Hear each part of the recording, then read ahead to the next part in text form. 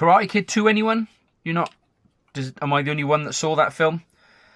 Whatever. Anyway, if you do hear this tapping and flapping around during this video, I apologise. I've just bought a new camera strap, and these are a little bit annoying, but I guess they serve a good purpose. If you don't know what these are, I've bought a strap by PGY Tech. I'll put a link below because this is YouTube. And the idea of this strap is, first of all, I bought it because it was extra long, because I'll come into that in another video why I like using a long camera strap. But you can see here you've got these little pockets for toggles, and your camera just fits in here like so. I can do it without showing the camera, unfortunately. There we go. It just sits in there like so, and it means it's very easy to detach your camera so that you don't necessarily maybe want it hanging around your neck or having the strap everywhere if you're taking pictures. Or the other thing is that it means that you can have one camera strap and 3 or 4 cameras. The irony of which I saw a few minutes ago when I was thinking about this video is that I've got 4, 5 cameras that this will fit on, and you know, the one thing that I looked to save money on was a £30 camera strap, rather than maybe consider that I didn't need 4 or 5 cameras. Anyway, I'm going to talk about that in another video, but yeah, just apologies for the Karate Kid moments. Yeah, what did I want to talk about today? 2 things I think that you need to do as a beginner photographer. And the first thing is take photos of everything. Take a camera everywhere, take photos of everything. I went out yesterday with this camera. This is a Lumix GX1, by the way. I just took photos of lots of stuff. I went to a local town that I came through on my way back from work, and I just took photos of anything that took my fancy. You know, there were ducks, canal barges, people, buildings, plants, antiques, whatever. I just took loads of photos.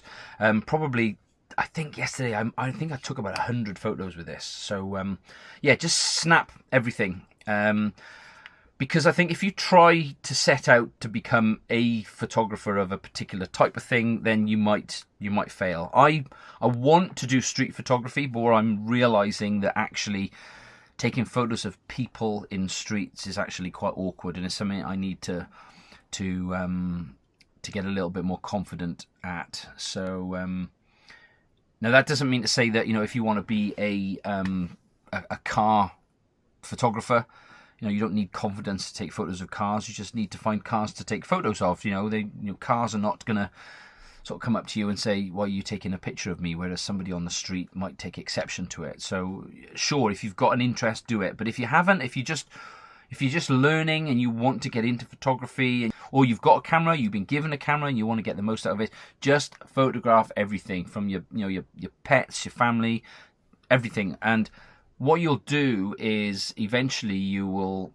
find what it is that you're more comfortable taking photos of.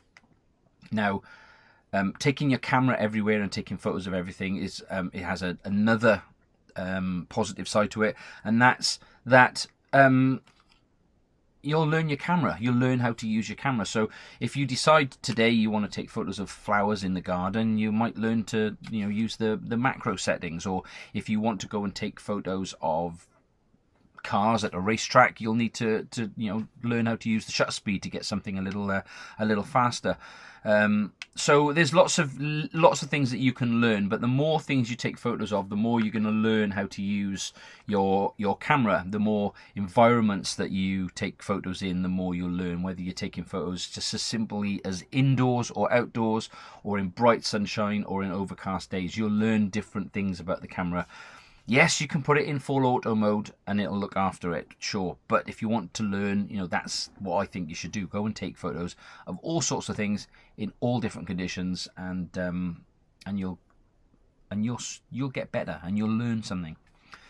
The other thing that I think you should do as a beginner photographer, the second thing that you should do, is pick one thing and just take photos of that.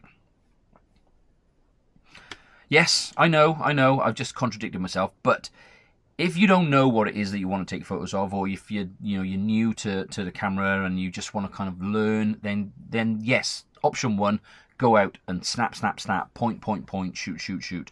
Whereas if you have bought a camera because you want to become a architectural photographer or a sports photographer or an equine photographer or a people photographer or a portrait photographer, whatever it is, if that's why you've bought the camera and why you want to do it, just take those photos. Don't think, oh, I need to learn how to use my camera.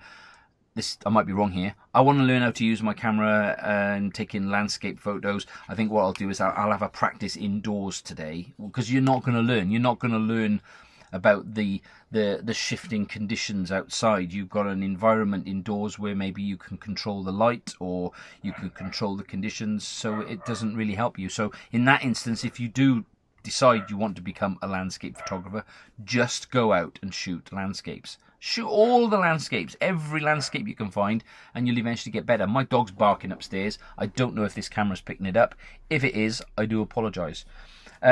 Yesterday, I did a kind of a hybrid version of those two things that I've just suggested, and I took this camera out and I took it on a fixed lens, which I like to do. Again, I might talk about that in another video.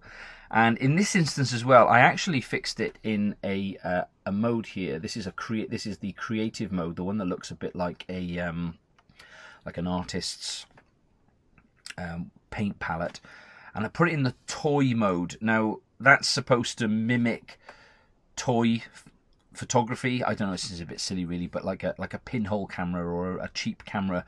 What it does, in fact, is it adds a really extreme vignette around the outside of the photo, and does some, you know, like super hyper cross processing of the colors and saturation, and I quite like the results. It's something that I could do afterwards in Lightroom, and by taking the photos in camera, I've sort of ruined the opportunity to do anything with those photos. But it's not like I went to a location I'm never ever going to be able to visit again, so I'm not too worried about that.